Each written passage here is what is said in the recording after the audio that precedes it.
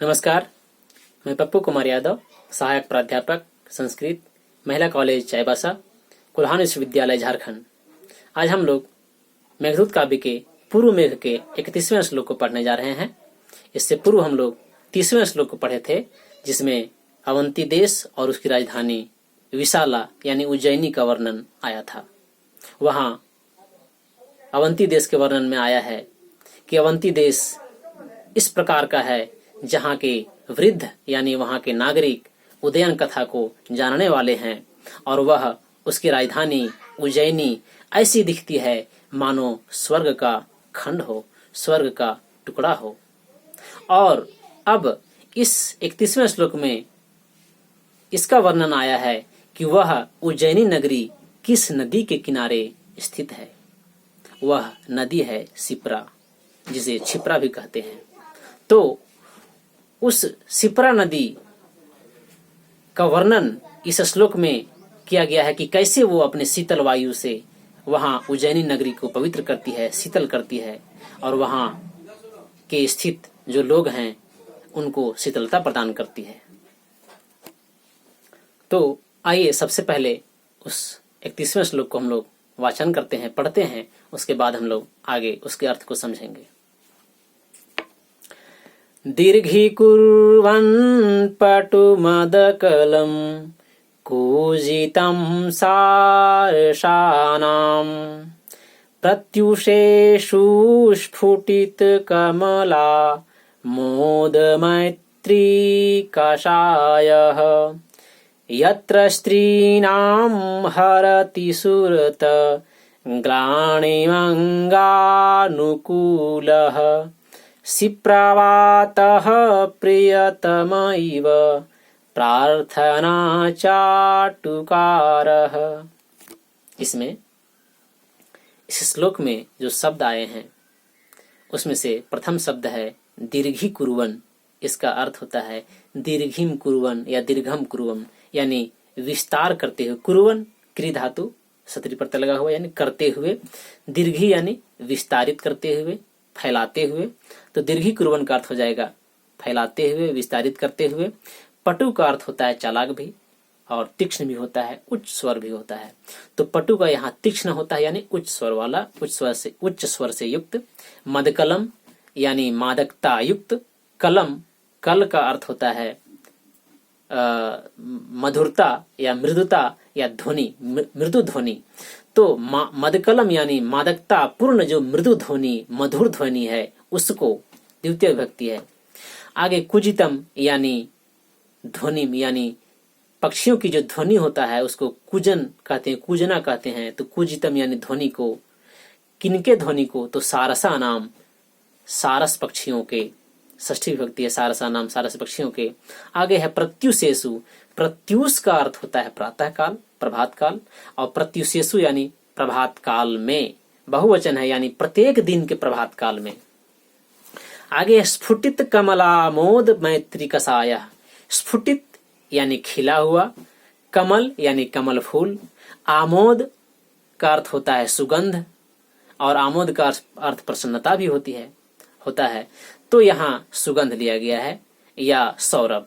तो स्फुटित यानी खिला हुआ, कमल यानी कमल फूल, आमोद यानी सुगंध, और मैत्री यानी उसके संयोग से, मैत्री से संयोग से, और कषाय यानी सुगंधितः। तो पूरे का अर्थ हो जाएगा स्फुटित कमलामोद मैत्री कषाय यानी खिले हुए कमल फूल के सुगंध से सुगंधित। आगे है यत्र यानी जिस उज्जैनी में, स्त्री नाम यानी स्त्रियों के, षष्ठी विभक्ति है। हरति यानी हरण करता है, हरि धातु लट लकार प्रथम पुरुष एक वचन है, हरति यानी हरण करता है। सुरत ग्लानिम अंगानुकूलः। सुरत ग्लानिम जोड़ अंगानुकूलः। सुरत रतम का अर्थ होता है मैथुन क्रिया या संभोग क्रिया, और यहाँ है सूरत या रति क्रीड़ा। तो सूरत यानी सम्यक रूप से जो रति क्रीड़ा की गई है, संभोग क्रीड़ा की गई है, उसमें उत्पन्न ग्लानि यानी रति क्रीड़ा से उत्पन्न ग्लानि यानी थकान यानी परिश्रम को, अंगानुकूल अंग के अनुकूल यानी अंगों को सुख देने वाली हवा के रूप में अर्थ आया है। अंगानुकूल यानी अंगों को सुख देने वाला।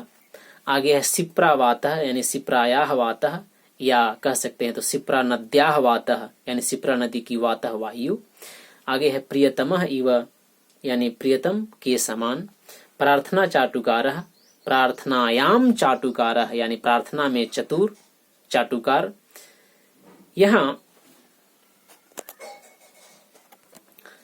यहाँ प्रार्थना चाटुकारः जो शब्द आया है वह प्रियतमः प्रियतम का विशेषण है, यानी कैसा प्रियतम के समान।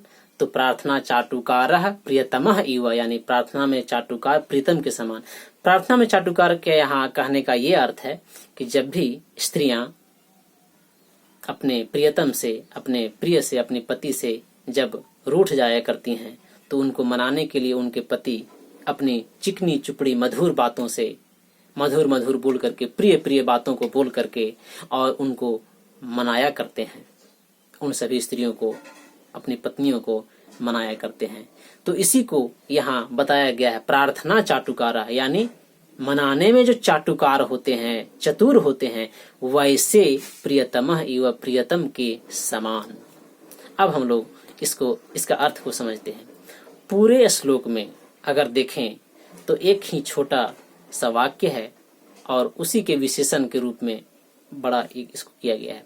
वो वाक्य है कि यत्र यानी जिस उज्जैनी में, प्रत्युषेषु प्रभात काल में, स्त्री नाम स्त्रियों का, हरति हरण करता है। अब कौन हरण करता है? तब यत्र जिस उज्जैनी में, प्रत्युषेषु प्रभात काल में, अंगानुकूलः सिप्रावातः अंगानुकूल अंगों को सुख देने वाला सिप्रा नदी की जो वायु है वह स्त्री नाम स्त्रियों का हरति हरण करता है। क्या हरण करता है? तब इसमें आया है कि सूरत ग्लानिम हरति, यानी सूरत ग्लानि को, यानी रति क्रीड़ा से उत्पन्न परिश्रम को, थकान को हरति हरण करता है। किसके समान हरण करता है? तब आया है कि चाटुकारः प्रियतमः इव, यानी मनाने में चतुर या चिकनी चुपड़ी बातों के द्वारा जो अपनी पत्नियों को मनाते हैं, वैसे प्रियतमा इव, वैसे पति के समान हरति हरण करता है थकान को। तो यहाँ तक अगर हम देखें तो पूरा का अर्थ हो जाएगा कि यत्र यानी जिस उज्जैनी में, जिस उज्जैनी नगरी में, प्रत्युषेषु प्रभात काल में, अंगानुकूलः सिप्रावातः अंगानुकूल यानी अंगों को सुख देने वाला, सिप्रा नदी का हवा, सिप्रा नदी की वायु, स्त्री नाम स्त्रियों के, सूरत ग्लानिम यानी स्त्रियों के रति क्रीड़ा से उत्पन्न थकान को, प्रार्थना चाटुकारः प्रियतमः इव हरति, प्रार्थना में चाटुकार चतुर प्रियतम के समान हरण करता है। वैसे इसका वर्णन है सिप्रावातः का। अब वो सिप्रावातः का विशेषण के रूप में देख चुके हैं कि अंगानुकूलः आया है, उसके विशेषण में एक और है और वह है स्फुटित कमलामोद मैत्री कसाया, यानी ऐसा पवन है वह कि खिले हुए स्फुटित कमल, खिले हुए कमल के आमोद के सुगंध से, मैत्री कसाया सुगंध से सुगंधित है, यानी वह पवन खिले हुए कमल के सुगंध से सुगंधित है।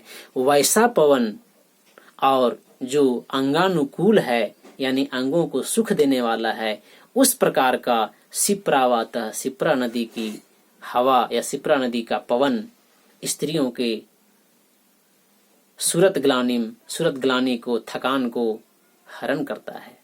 अब वो पवन एक और कार्य कर रहा है। वो क्या कर रहा है? देखिए, पटु मदकलम सारसानाम कूजितम दीर्घी कुरुवन, अर्थात उस वायु के द्वारा एक और कार्य हो रहा है कि पटु यानी तीक्ष्ण, यानी उच्च स्वर से, यानी उच्च स्वर से सुनाई देने वाला जो मदकलम मादकता पूर्ण सारसानाम कुजितम, सारस पक्षियों का जो कुजन है, जो ध्वनि है, उसको दीर्घीकुर्वन् विस्तारित करते हुए, फैलाते हुए, वह शिप्रा नदी का पवन स्त्रियों का थकान दूर करता है। यानी यहाँ वह जो पवन है वह दो कार्य कर रहा है। प्रथम कि सारस पक्षियों के द्वारा जो कुजन किया जा रहा है, चहचहाहट है, आवाज किया जा रहा है प्रातः काल में, उस आवाज को दीर्घी कर रहा है, यानी विस्तारित कर रहा है, फैला रहा है। और वह उन स्त्रियों के सूरत ग्लानि को, यानी रति क्रीड़ा से उत्पन्न थकान को, परिश्रम को भी दूर कर रहा है। प्रथम में कि वह उन सारस पक्षियों के ध्वनि को, मादकतापूर्ण मधुर ध्वनि को वह विस्तारित कर रहा है, फैला रहा है। और दूसरा कि वह स्त्रियों के थकान को दूर कर रहा है। अब इसमें से प्रश्न आ सकता है कि वह उज्जैनी नगरी किस नदी के तट पर स्थित है? तो शिप्रा नदी के तट पर। इसी से क्वेश्चन बन सकता है, प्रश्न बन सकता है। और यहाँ एक और प्रश्न आ सकता है कि वह किसके कुजितम, किसके ध्वनि को विस्तार कर रहा है? तो सारसा नाम कुजितम, सारस पक्षियों के ध्वनि को विस्तार कर रहा है, दीर्घीकुर्वन् यानी विस्तार कर रहा है। और किसके सूरत गलानी को हर रहा है, हरण कर रहा है, दूर कर रहा है? तो स्त्री नाम सूरत ग्लानिम, यानी स्त्रियों के सूरत ग्लानि को हरण कर रहा है।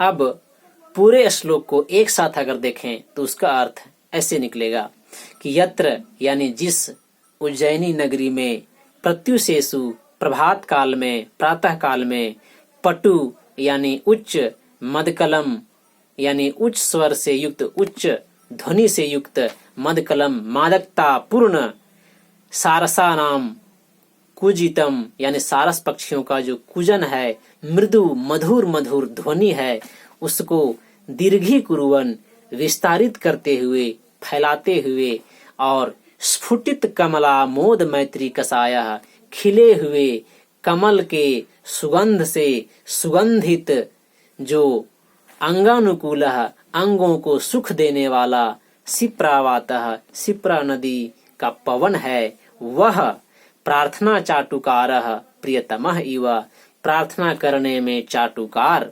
चतुर यानी अपनी स्त्रियों को जो मनाने में चतुर होता है, उन चतुर प्रियतमः इव, उन चतुर प्रियतमों के जैसा, यानी पतियों के जैसा, स्त्री नाम स्त्रियों का, सूरत ग्लानिम सूरत से, सूरत ग्लानि को यानी रति क्रीड़ा से उत्पन्न ग्लानि को, यानी परिश्रम को, थकान को, हरति हरण कर रहा है।